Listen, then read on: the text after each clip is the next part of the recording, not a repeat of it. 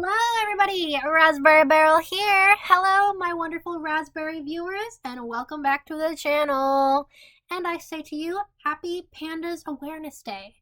And nope, not that type of panda, not a panda bear, but PANDAS disorder, or PANS, which stands for Pediatric Autoimmune Neuropsychiatric Disorder Associated with Streptococcal Infections. And you might ask why I'm bringing that up. Well, if you remember the last biography we read, it mentioned something called PANDAS, which will be partially part of what we're talking about today in this video. But don't worry, it's not a huge focus. You don't have to understand it or know anything. This is just me saying Happy Pandas Awareness Day. But welcome back, everybody. Today we'll be reading the biography, one of my biographies of Mewni, of Crystal Butterfly, the Restraint. And there's going to be a trigger warning for this one. Trigger warning for suicide mentions. So all the little young kids, I'm sorry, this one might be a little more dark for you guys. But it is how it is. So, before we begin, please forgive me if I stutter, hesitate, or mispronounce anything, and for any noises in the background. Let's get into this. Here we go. Crystal, the Restraint. The feeling of sadness fills the air. And as you can see, she's not quite all there. She tries to act as if she doesn't care, but way deep down, she feels despair. Crystal Butterfly. Born 11:75 a.m., died 12:15 a.m., reigned from 1197 to 12:15 a.m., married to David Flores. Children, Galaxia Butterfly. It was the dark night of Grievance 16th, 1157, when the Princess of Despair would be born. Crystal Archelaus Butterfly was born with white crystal-like hair and with green accents, eyes green like both her parents, and black crossed-out hearts on her cheeks, which many of the midwives feared meant she would be a princess of evil, and many discussed why the queen may have picked the word darkness as her middle name. Despite the people's initial fears, it was hard to think the child capable of anything when her smile shone like the stars. From the moment of her birth, she was smiling and laughing, oohing and ahhing. Both her mother, Queen Astrid, and her father, King Joseph, huddled around their daughter and smothered her with love. When Crystal was young, she had many imaginary friends that she would play with happily, and who she occasionally would have playdates with her cousins and other noble children. She also spent time with her grandmother, but Crystal would later write that when she was young, she always got a strange vibe from her. It was not known to many, but the former King John Flameson was not allowed to be very close to the princess, which saddened him, but he understood. Astrid did not know if her daughter shared the same flame-immune skin as her, but she did not want to test it. When Crystal was 3, a strange nub started to come out of her forehead, which she joked made her a unicorn. Astrid was very worried about it at first, but she calmed once the royal doctors said it was just something genetic. While many people only believed and remember the princess to be happy and smiling when she was young, it was of course true that she did cry. She cried when she wished her mother could hold her. She cried when she wanted to hold her mother's hand, and when she couldn't get the comfort most young children needed. It was a few years after the death of Wardrobe in 1177 that Crystal first met her cousin Speck Butterfly, Locksmith, son of Princess Calpurnia. Crystal was 2 years older than the boy, but they still got along swimmingly, as toddlers usually do. They played often, but their bond would not grow until years later. The dreadful year came in 1182, when Crystal went to go stay with her grandparents for a weekend and caught a small case of strep throat. Her grandmother thought she had treated it well, but little did she know. It would also be that night that her grandparents would tell her old Johansen legends, and Crystal would become quite scared. That night as she went to sleep, hoping to recover from her sickness, she looked up at the brightest star and said, I wish that I would never have a regret and never end up sad like the people in Grandpa's stories." She then closed her eyes and went to sleep, not knowing what was to come. When the princess awoke the next day, she felt strange.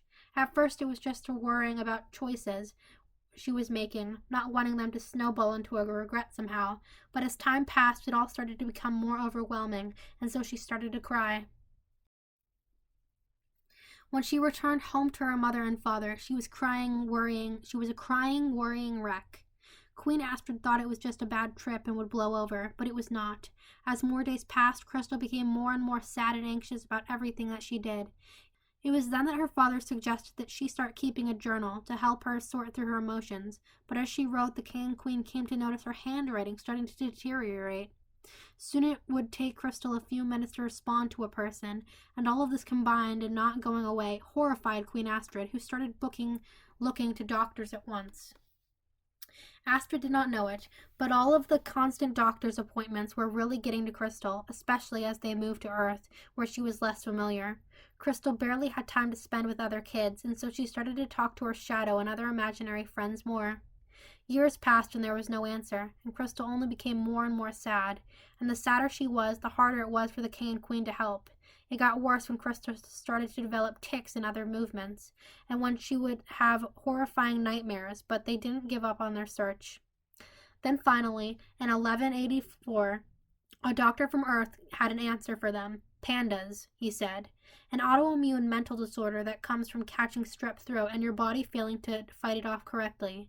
The doctor went on to explain it, but it was all just too much for the now 9-year-old Crystal to handle. She truly believed that she was ruined for her life. There was no guarantee that Crystal would ever recover, but Queen Astrid wouldn't give up. Life didn't change too much for the princess now. It was simply that instead of going to multiple doctors for answers, she went to one for constant treatment to try and cure her. Crystal felt distant from everyone, lonely, wrong. She was so sad and felt like there was no one out there who could understand, no one that could connect with her now. She was a mistake. She was a failure. It was things like this that the princess repeated to herself. It came to a major point when in 1186 Crystal had run away with the intention of taking her life. So sure that there was nothing for her in this world. She ran and ran until she came to a mountain. She thought she was ready, but she backtracked, scared. It then began to rain, and Crystal took refuge in a cave, where she lit a fire and huddled up. She stared at her shadow and sang her song she always did. When she then noticed the shadow start to move on its own, she gasped and backed away from the wall. And then she heard a voice. "Crystal, it's me, Shadow, the one you always used to talk to." Crystal thought about it for a moment, and then she remembered, yes, her imaginary friend. "Well, I'm not imaginary," they said, and then out of the shadow came a pale, floating girl. Crystal wasn't sure what was happening, but she screamed into her face. "Don't be scared," the girl said to her. "Remember, I'm your friend." Crystal turned back to her and further examined the girl. "Are you a ghost?" Crystal asked, and the girl smiled. "My name is Oblivion, and I'm here to watch over you."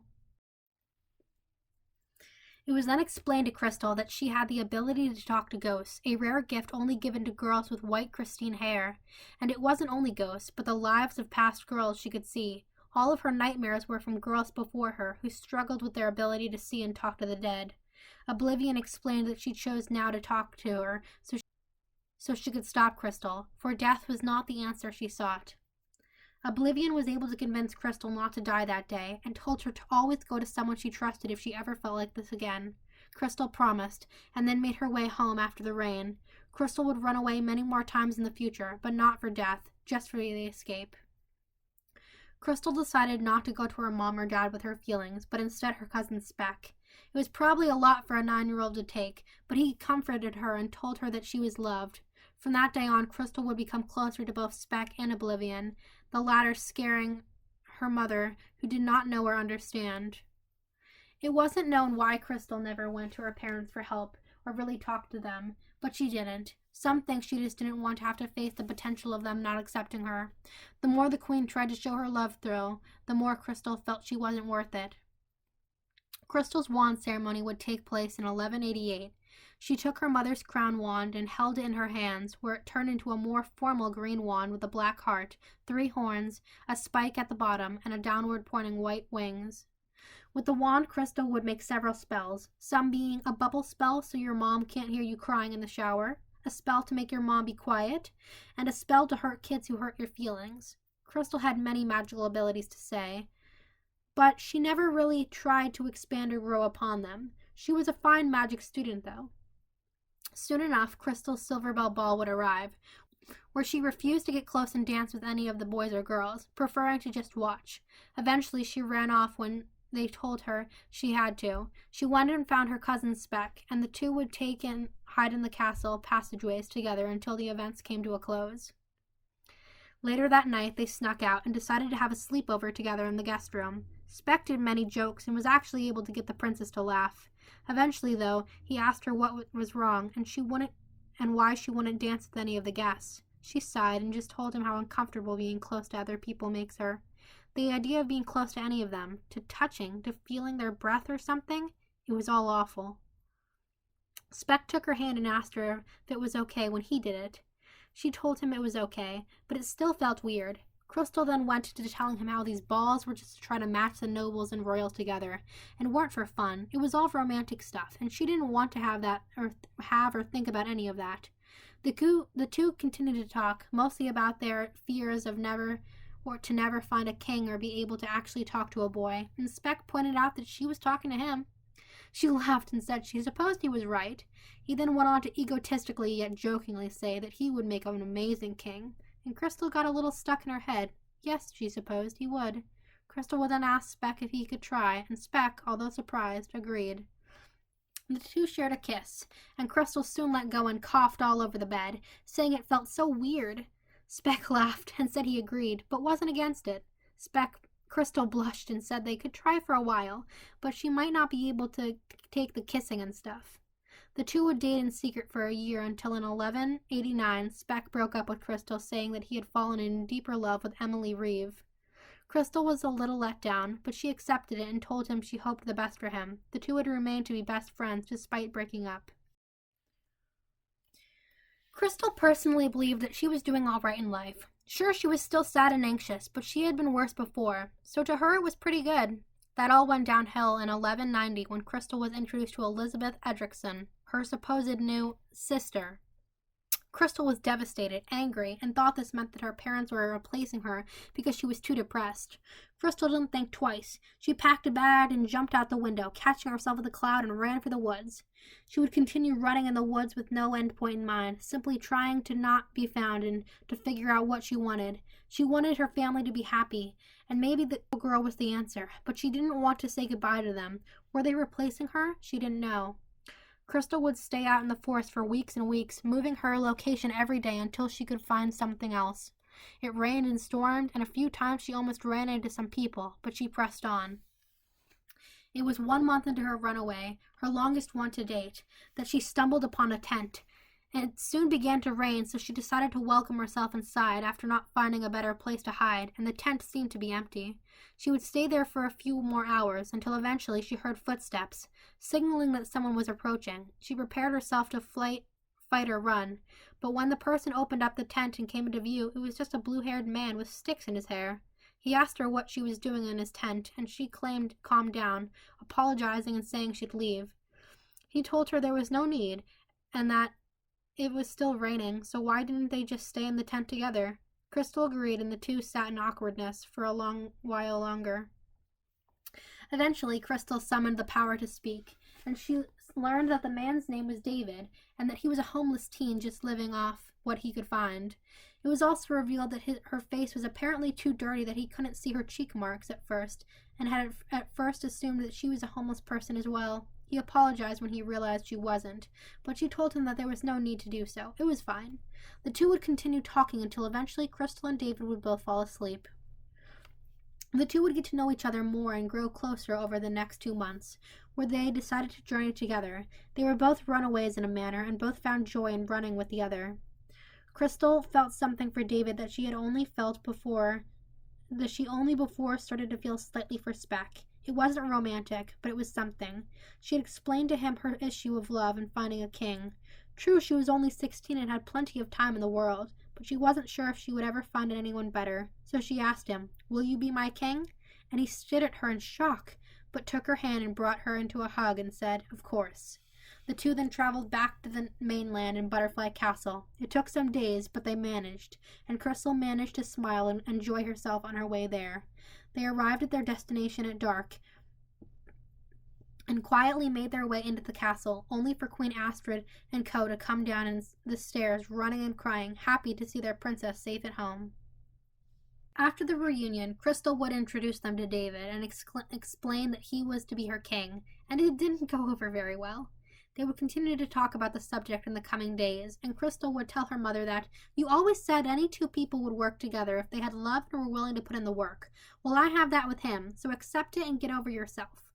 Queen Astrid would eventually surrender and accept her daughter's wishes, especially when she saw how happy the two were together. Although they demanded that they be wed, they wouldn't actually be married for another 2 years in 1193. During this time, Crystal dealt with the appearance of a second ghost, and lots of research started for her, not much of which is known. She also spent this time getting to know Elizabeth and teaching her how to be a royal. Initially, Crystal may have been saddened by her appearance, but she came to realize she was not being replaced, and the two got to know each other very well. Their wedding was a quaint thing, small yet speaking volumes. David knelt to his queen and told her he'd be ready and willing to do whatever she wished of him, and for that she smiled. That night after the wedding, they went to their room and played some checkers and cards. The death of the great Queen Mother Destiny would happen in 1194, and while many people were caught up in their tears, one or two might look up and see the princess smile. Despite her mother's wishes, Crystal would not immediately take the crown or bear a child. She would continue with her work with the spirits, as well as her own personal studies. It was then 2 years later, in 1196, that Crystal would discuss with David the situation with having a child. They had had the discussion before, but Crystal needed to make sure they were still good, and they were. So in 1196, Queen Crystal would receive artificial insemination, and then, in 1197, she would give birth to Galaxia Butterfly, making her the first Virgin Mother Royal, and later that year, after her coronation, Queen. After the birth of Galaxia, Crystal let her mother get close to her again, and insisted on her and Elizabeth helping her with Galaxia. She still struggled to be open to people, but it was a big improvement.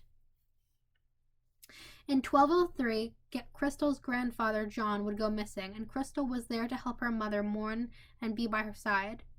In 1204, Galaxia was already showing to be quite intelligent, and so Crystal approved for her to travel to Epidaurus to begin early studies. Galaxia would come back now and again, but she spent most of her time abroad. Tragedy would then come once more in 1208, when King David would pass away from skin cancer. They had tried to treat it, but were far too late, and the king passed. Crystal cried and cried, wishing for him back. It was some of the worst sadness she had ever suffered. It seemed the king's death caused a backtrack, and any ounce of happiness that was once in the queen was gone. She went back to becoming a beacon of despair to all that were around her. Galaxia would graduate early from Epidaurus and be by her mother's side, trying to comfort her, but it was for nothing. The sadness and grief just kept building and building. The next years were bleak for the queen, and she rarely left the castle. One of the only days that she was actually seen was on Galaxia's wand-passing ceremony in 1211, and the special events that preceded it. Eventually, Princess Galaxia got tired of trying to make her mother smile and left her to be, and so Crystal continued to rot in soil until eventually it was too much. In Splenix of 1215, Crystal would break her promise to Oblivion and Spec and hang herself in her room, where her body was later discovered by Galaxia. A funeral would be held in her honor, where she would be buried in the butterfly crypts, but not many would attend. Many only saw this reign as the beginning of the new Dark Ages. Those who did come mourned and celebrated the life of a girl who always kept fighting, and although she had her points and lows, was at times a beacon of hope. And that was the biography of Crystal, the Restraint, by me, Raspberry Barrel, on DeviantArt. A link to my page will be in the description. Thank you all for reading, thank you all for listening, and I hope you enjoyed, and I'll see you all next time. Have a great rest of your day, and goodbye. P.S. Happy Pandas Awareness Day.